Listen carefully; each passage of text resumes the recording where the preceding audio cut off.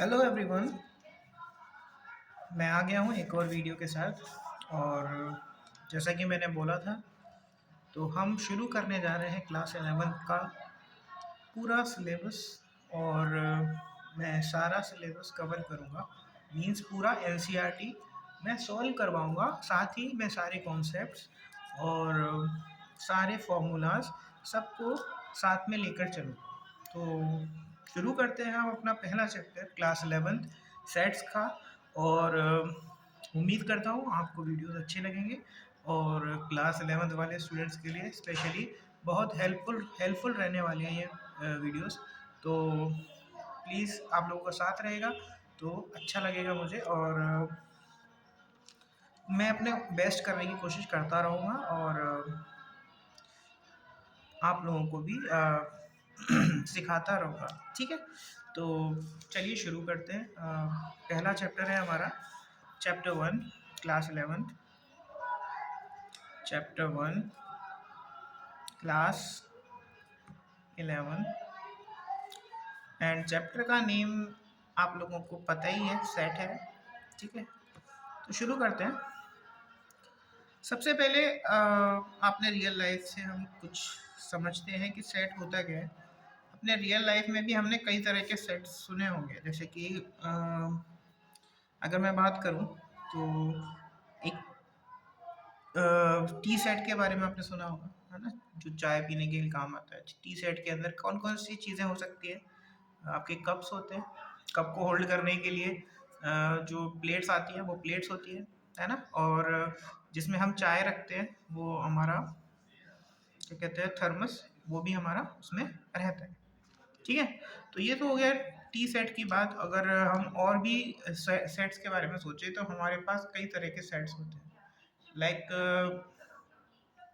आपके पास पूरा geometry set होगा, है ना, उसके अंदर आपके ज्योमेट्री में काम आने वाले सारे ही इक्विपमेंट्स होंगे, लाइक सेट स्क्वायर, है ना, और प्रोटेक्टर, कंपास। तो ये हो गए रियल लाइफ के सेट्स। अब हम कुछ बात करने वाले हैं मैथमेटिकल सेट्स के बारे में, कि ऑब्वियसली हम मैथ्स पढ़ रहे हैं तो मैथ्स में मैथ्स के सेट होंगे। और मैथ्स का मतलब क्या है? Maths is the synonym of numbers. तो नंबर्स के बारे में हम बात करेंगे। तो अगर नंबर्स के बारे में मैं बात करूं तो आप लोगों ने कई तरह के नंबर्स के बारे में सुना होगा, है ना। बचपन से हम लोग पढ़ते हैं numbers, from 1 to 3 these numbers, है ना। तो ये जो नंबर होते हैं 1 2 3 4 5, इनको हम स्पेशल नाम दे देते हैं बड़ी क्लासेस में आके, और इसको हम बोलने लगते हैं नेचुरल नंबर, है ना। तो we can say natural number is also a set.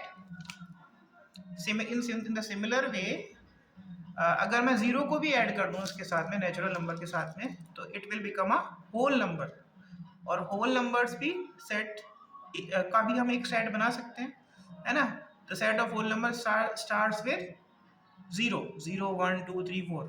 ठीक है, तो ये हमारे हो गए कुछ बेसिक सेट्स। इसके अलावा फिर जब हम क्लास 7th या 8th में आ जाते हैं तब हम पढ़ते हैं इंटीजर्स के बारे में। तो इंटीजर्स का अलग से हम सेट बना सकते हैं। इसके अलावा रेशनल नंबर का अलग से सेट बनाया जा सकता है। तो अलग अलग चीज़ों का हम अलग अलग सेट बना सकते हैं। ऑड नंबर्स का अलग से सेट बन सकता है, इवन नंबर्स का अलग से सेट बन सकता है। तो ये डिफरेंट डिफरेंट टाइप के आप सेट बना सकते हैं। ठीक है, बट जो हम बेसिक चीज जो सीखने वाले हैं कि सेट होता क्या है।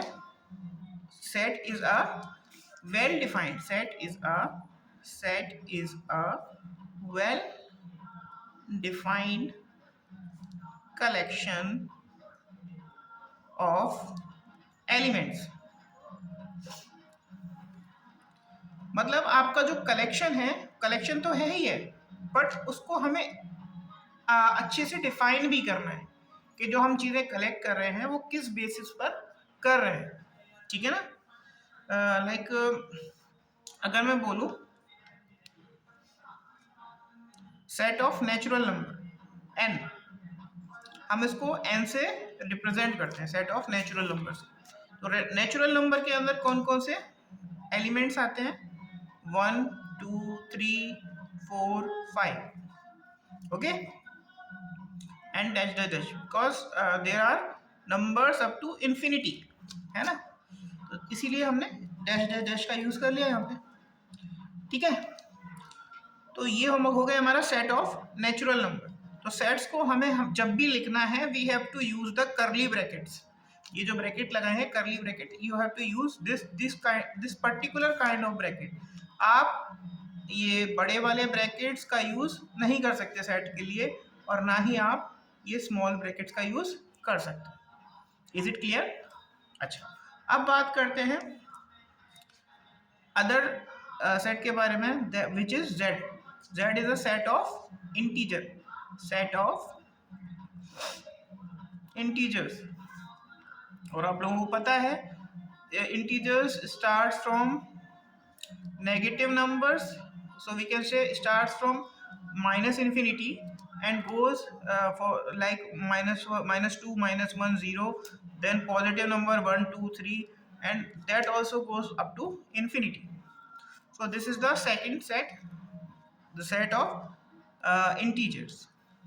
तो ये हमारे कुछ फंडामेंटल सेट्स हैं जिसके बारे में हमने बात की। इसके अलावा Q होता है, Q is the set of rational numbers, rational numbers. इसके अलावा R set of real numbers. आप लोगों ने पढ़ा है रियल नंबर्स के बारे में क्लास 9th एंड 10th में। तो रियल नंबर क्या होते हैं? Real number are collection of rational numbers and irrational numbers. Apart from that, अगर हम z के आगे, दिस z के आगे अगर हम प्लस लगा देते, that means set of positive integer, set of positive integers. And अगर इसी के आगे हम नेगेटिव लगा दें, set of negative integers. Clear? मतलब हम ये जो प्लस और माइनस है इसको हम Q और R के साथ में भी यूज कर लेते हैं। तो यहाँ पर अगर हम Q के साथ में यूज करेंगे तो पॉजिटिव रेशनल नंबर, और R के साथ में यूज करेंगे तो पॉजिटिव रियल नंबर। ठीक है, ये बात हो गई कुछ फंडामेंटल सेट्स के बारे में। अब हम आगे बढ़ते हैं, अब बात करते हैं, हमें ये भी पता लग गया कि हम सेट्स को लिखते हैं यूजिंग करली ब्रैकेट्स। अब हम बात करते हैं, अब करली ब्रैकेट्स के अंदर तो लिखते हैं, बट इसको लिखने का फिर भी दो मेथड्स होते हैं। ठीक है, दो तरीके होते हैं। वो दो तरीके कौन कौन से होते हैं उसके बारे में बात कर लेते हैं। तो पहला तरीका जो है उसे हम बोलते हैं रोस्टर फॉर्म, रोस्टर फॉर्म। और जो दूसरा तरीका है उसको हम बोलते हैं सेट बिल्डर फॉर्म। ठीक है, तो रोस्टर फॉर्म और सेट बिल्डर फॉर्म में डिफरेंस क्या है? असल में जो डिफरेंस है वो उनके लिखने के तरीके में है। अब लिखने का तरीका क्या डिफरेंट है उसके बारे में बात कर लेते हैं। तो रोस्टर फॉर्म में हम जो भी एलिमेंट्स लिखते हैं वो कैसे लिखते हैं? In the form of list. और इसमें हम जो लिखते हैं in the form of definition, in the form of definition. Like अगर मैं बोलूं, एक मैं सेट एग्जांपल लेता हूं। अगर मैं लिख रहा हूं set 1 2 3 4 5, this is the set and let's say its name is A. Set A is 1 2 3 4 5।